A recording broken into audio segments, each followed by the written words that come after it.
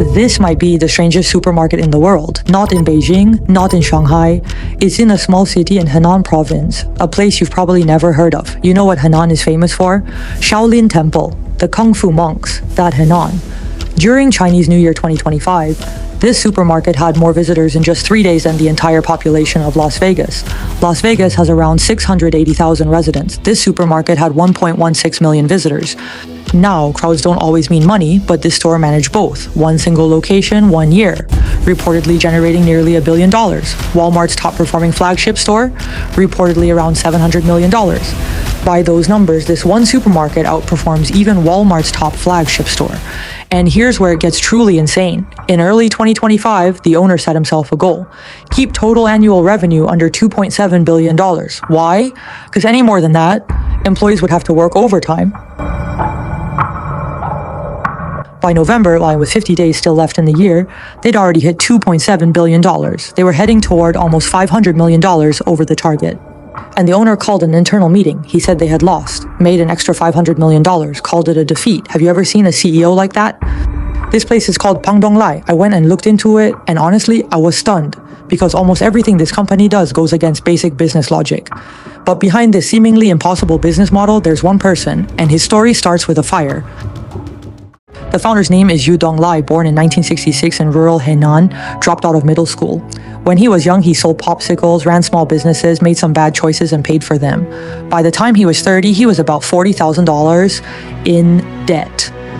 Back then, an average worker might make $15 to $20 a month.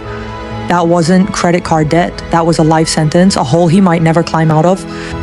In 1995, his brother lent him about $1,400. He opened a 400 square foot tobacco and liquor shop in Xuchang.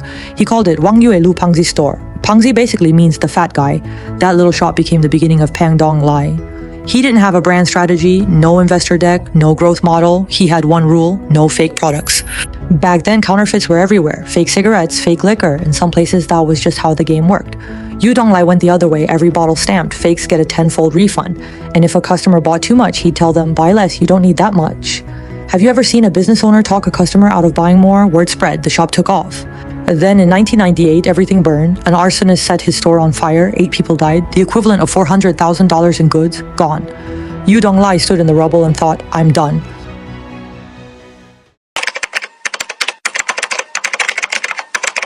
Then, the next morning came. People showed up at the ruins, not to watch, to help. An old woman pressed her savings into his hands. An old man put down some money and walked away without leaving his name. Yu Donglai stood there and cried. He said later that was the first time he felt like what he was doing actually meant something. Not a transaction, not a business, trust. From that moment, he knew what he had to prove. If people believed in him when he had nothing, then he would spend the rest of his life proving that trust wasn't misplaced. That became the foundation of everything Pang Dong Lai built. In 1999, the first Pang Dong Lai supermarket opened. I'll be honest, reading this, I felt something. This isn't a business case study. This is a story about a man being pulled back from the abyss by a group of strangers. The first counterintuitive thing he did wasn't about serving customers. It was about serving employees. Because in his view, employees aren't a cost. They're the entry point for trust. Every interaction a customer has goes through an employee. If employees don't believe in the company, customers will never believe in the employees. So he made a bold decision. He shared the vast majority of profits with his staff. In a small city like Xuchang, Pangdonglai's regular employees earn around $1,000 a month.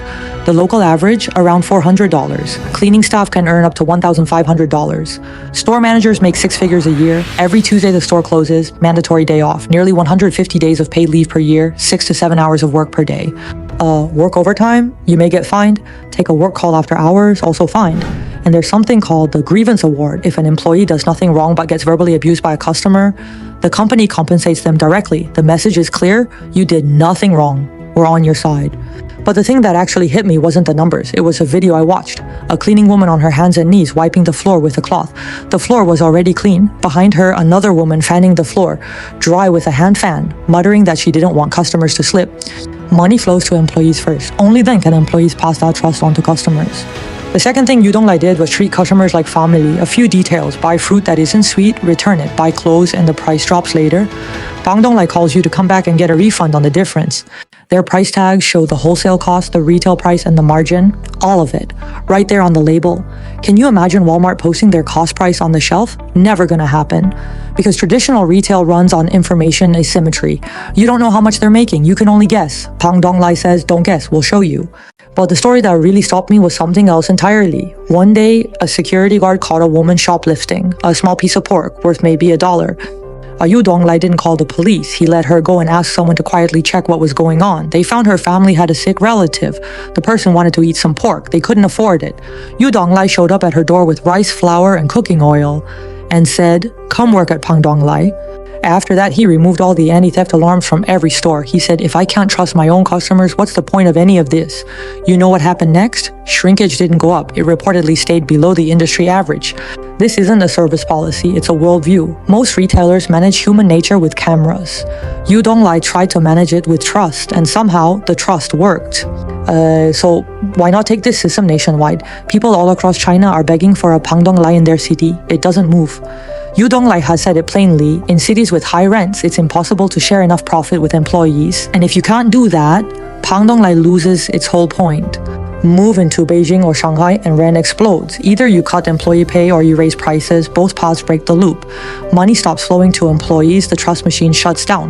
For most companies, a failed expansion just means losing money. For Pangdonglai, a failed expansion would be a collapse of trust. Its restraint isn't weakness, it's clarity.